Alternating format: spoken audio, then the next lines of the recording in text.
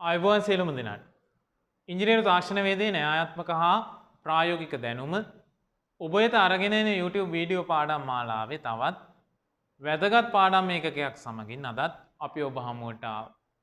ඉතින් විශේෂයෙන් අදත් අපි ඔබත් සමග දැනුම හුවමාරු කරගන්න බලාපොරොත්තු වෙන්නේ කාරකාත්මක වර්ධක පරිපථ සම්බන්ධයෙන්. කාරකාත්මක වර්ධක පරිපථවල අපවර්තක නොවන වර්ධක අවස්ථාව සම්බන්ධයෙන් තමයි අද අපි කතා කරන්න බලාපොරොත්තු වෙන්නේ. ඉතින් විශේෂයෙන් උසස් පෙළ විභාගය සඳහා මුහුණ දීමට සූදානම් වෙන ඉංජිනේරු තාක්ෂණ වේදයේ විෂය හදාරන දුවල පුතාලට මම හිතන්නේ ඊටාම වැදගත් වේ මේ කරුණු විශේෂයෙන් ලිඛිත විභාගයේ ලකුණු ඉහළින්ම උපයා ගැනීම සඳහා. ඉතින් ඒ නිසා විශේෂයෙන් අපිත් එක්ක එකතු වෙලා ඉන්න ඊට අමතරව විශේෂයෙන් ඉංජිනේරු තාක්ෂණ වේදයේ ප්‍රායෝගික පරීක්ෂණ සඳහාත් මේ කාරක වර්ධක පරිපථ 2015 වර්ෂයේ සිට මේ දක්වාම යෙදිච්ච නිසා ලැබිනු නිසා මේවා ඊටාම වැදගත් වේවි. ඉතින් අපි බලමු අපවර්තක නොවන වර්ධක පරිපථයක් අපි කොහොමද හඳුනාගන්නේ? එහි වෝල්ටීයතා ලාභය හොයන්නේ කොහොමද? ප්‍රතිදානය හොයන්නේ කොහොමද? ඒ ආශ්‍රිත ගණනය කිරීමක් නිවැරදිව කරගන්නේ කොහොමද කියලා.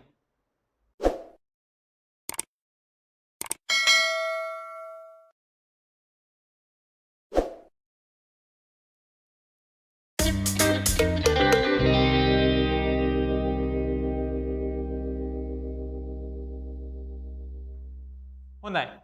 ආරම්භයේදී මම කිව්වා අද අපි කතා කරන්න බලාපොරොත්තු වෙන්නේ අපවර්තක නොවන වර්ධකයක් සම්බන්ධයෙන් අපවර්තක නොවන වර්ධකයක් ලෙස භාවිතය සම්බන්ධයෙන් ඔන්න අපිට දීලා තියෙනවා පරිපථ සටහන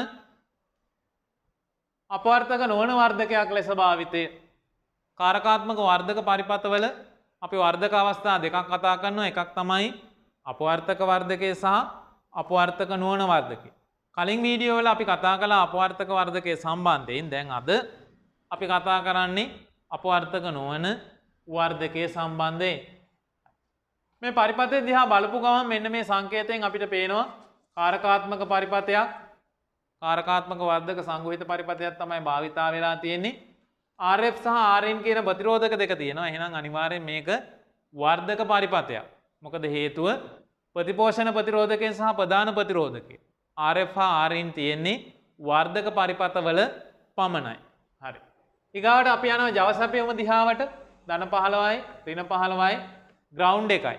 එහෙනම් ද්විත්ව ජව සැපයුමකින් තමයි ජවය සපයලා තියෙන්නේ. එතකොට අනිවාර්යෙන් ප්‍රධාන තරංගයේ අර්ධ දෙකම වර්ධනය වෙලා ප්‍රතිදානයෙන් අපිට ලබා ගන්න පුළුවන්. එහෙනම් ඔන්න ඒකත් අපිට ගැටලුවක් නැහැ. ද්විත්ව ජව සැපයුමකින් තමයි ජවය දීලා තියෙන්නේ. ඊට පස්සේ වර්ධක පරිපථයක් නම් මොන වර්ධකයක්ද? අපවර්තකද අපවර්තක නොවනද කියලා අපි හොයා ගන්න ඕනි. හොයාගන්න හිටිය අපි කලින් වීඩියෝ එකෙත් කිව්වා. ආපහු මතක් කරනවා මෙන්න මේ ඉන්පුට් අග්‍ර දිහා බලලා. ඉන්පුට් අග්‍ර දිහා බලලා භාවිතා වෙලා තියෙන ඉන්පුට් අග්‍රයේ නමින් තමයි වර්ධකය අපි නම් කරන්නේ. බලන්න මේ පරිපථයේ මෙතනින් ඕගලන්ට පේනවා අපවර්තක ප්‍රදානය. මේ RN කියන ප්‍රතිරෝධකය හරහා මොකද කරලා තියෙන්නේ? ග්‍රවුන්ඩ් කරලා තියෙන්නේ. අපවර්තක ප්‍රදානය ග්‍රවුන්ඩ් කළා. අපවර්තක නොවන ප්‍රදානය මේ ධන ලකුණ තියෙන්නේ non inverting input එක. එහෙම නැත්නම් අපවර්තක නොවන ප්‍රදානය එයාට තමයි ඉන්පුට් එක දීලා තියෙන්නේ. එහෙනම් අපවර්තක නොවන අග්‍රය හරහා ඉන්පුට් එක දෙන නිසා අපි මේක හඳුන්වනවා මොකක් කියලාද? අපවර්තක නොවන වර්ධකයක්. එහෙනම් ඔන්න ඒකත් ඔබට හොඳින් පැහැදිලි ඇති. ඊගාවට වැදගත්ම දේ තමයි මේ පරිපථයේ ක්‍රියාකාරීත්වය. අපවර්තක වර්ධකයක අපි කිව්වා ප්‍රධාන සංඥාවේ කලාවට අංශක 180ක කලා වෙනසක් සහිත වර්ධිත ප්‍රතිදානයක් ලැබෙනවා. එහෙනම් අපවර්තක නොවන වර්ධකයක මොකද වෙනව ඇත්තේ? ඔව් ඔබට හිතෙනවා. උත්තරේ ඔබ දන්නවා. එහෙනම් මෙන්න බලන්න ඉන්පුට් සිග්නල් එක. ඉන්පුට් එකේ ධනාර්ධයකට අවුට්පුට් එකෙත් ලැබෙන්නේ මොකද්ද? ධනාර්ධයක්මයි. හැබැයි විස්තරය විතරක් වැඩි වෙලා. වර්ධක අවස්ථාවක්. එහෙනම් ඉන්පුට් එකේ ධනාර්ධයකට අවුට්පුට් එකේ ධනමයි. ඉන්පුට් එකේ ඍණාර්ධයකට අවුට්පුට් එකෙත් ඍණමයි.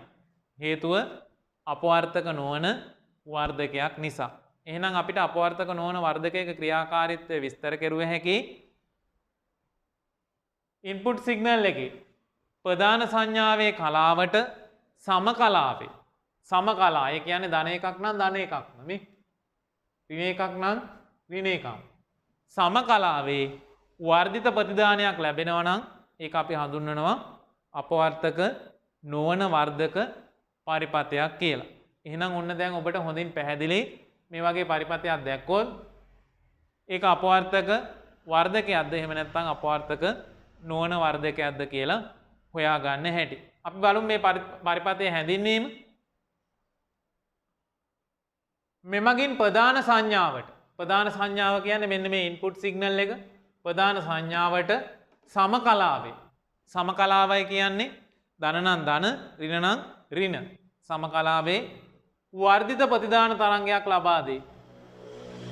Rn ප්‍රධාන ප්‍රතිරෝධකයේ ලෙසද Rf ප්‍රතිපෝෂණ ප්‍රතිරෝධකයේ ලෙසද හඳුන්වනු ලබයි.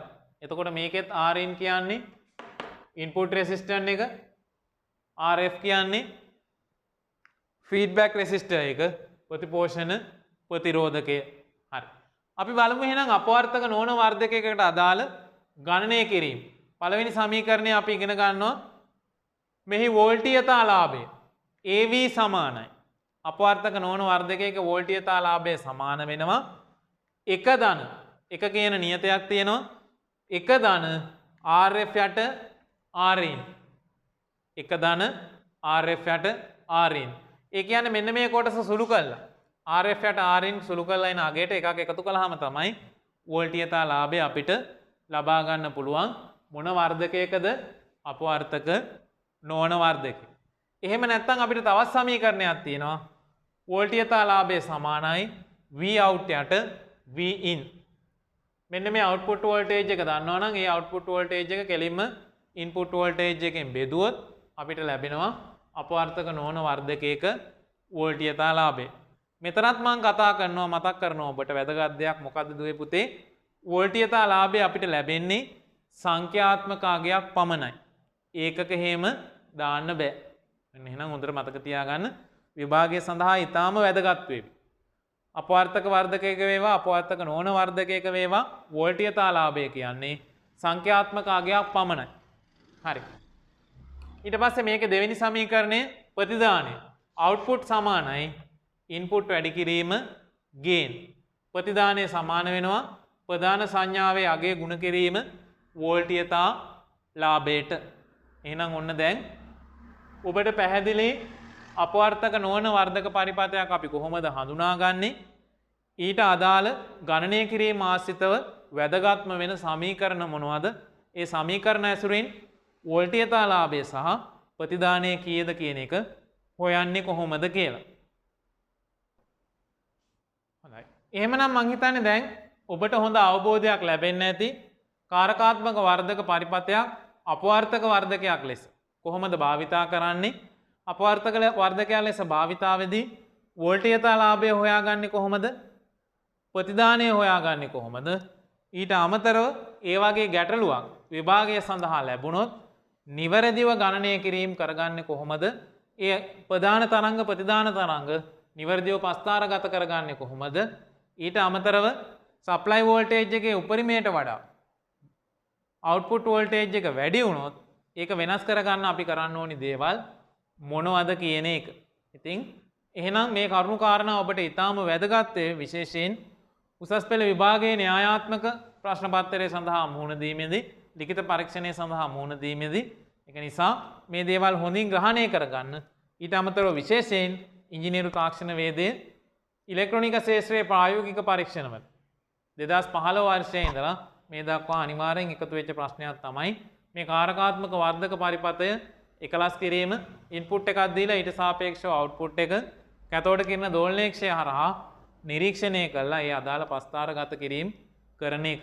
ඉතින් මං හිතන්නේ න්‍යායාත්මකව වගේම ප්‍රායෝගිකව ඊටාම වැදගත් වෙන මේ ඒකකය ඔබට හොඳින් අවබෝධ වෙන්න ඇති කියලා අපි හිතනවා. ඉතින් ඒ අවබෝධ වෙන්න ඇති කියන සිතුවිල්ලත් සමගින් අදට අපි ඔබෙන් සමුගෙන යනවා. සමුගන්න කලින් විශේෂයෙන් මතක් කරනවා උසස් පෙළ විභාගය සඳහා සූදානම් වන දුවල පුතාලා සියලුම දෙනාට ඉංජිනේරු තාක්ෂණ වේදයේ විෂයේ න්‍යායාත්මක දැනුම ඇතුළත් කරලා න්‍යායාත්මක විෂය ඒකකයන්ට අදාළව දැනුම ඇතුළත් කරලා වීඩියෝ පාඩම් මාලාවන් ගණනාවක් අපි ඔබ වෙනුවෙන් ගෙනහල්ලා තියෙනවා. ඉතින් මේ පාඩම් මාලාවල් නරඹන්න තාමත් ඔබ මේ දැනුම එකතු කරගත්තේ නැත්නම් මං හිතන්නේ තාමත් ඔබ ප්‍රමාද නැහැ විභාගය සඳහා සූදානම් වීමෙන්. ඉතින් ඒ සම්බන්ධයෙන් මේ වීඩියෝ නරඹලා දැනුම එකතු කරගන්න. අපගේ මේ අධ්‍යාපන සත්කාරය පිළිබඳ ඔබගේ පන්තියේ ඔබගේ ප්‍රදේශයේ ඔබත් එක්ක ඇසුරු කරන හිත මිත්‍රාදීන්ට සියලුම දෙනාට දැනුවත් කරන්න. ඊට අමතරව විශේෂයෙන් තාක්ෂණික දැනුම ලබා ගැනීමට අපිත් එක්ක එකතු වෙලා ඉන්න බාල මහලු වැඩිහිටි සියලුම දෙනාටත් මම හිතන්නේ මේ දේවල් වැදගත් වේවි. ඔවුන්ටත් ඉල්ලීමක් කරනවා මේ සත්කාරයට තවත් පිරිස දායක කරන්න ඔවුන්ටත් මේ දැනුම බෙදා දෙන්න ඔබගේ ජීවිතයට මේ කරුණු එකතු කරගන්න කියමින් අදට අපි සමුගෙන යනවා.